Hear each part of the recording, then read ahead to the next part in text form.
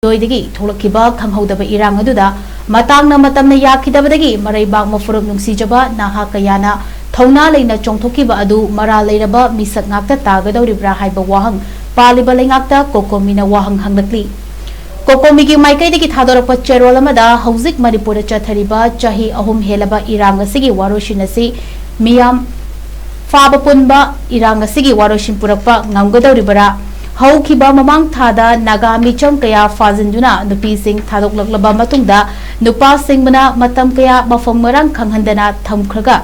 kaina thangda asiba hakcham oina adusu miyoibagi lichat ki wangmada yenghai uhaidraba mawongda phangkhibagi thodong adu ngasidi kukizo council na ifong fongna makoina hatpani haina maran yazaraba fawda state amadi central leingakna tumina yengduna leiriba asina Santi laknaba honabada leingakna thabak paikhattabani haigadauribra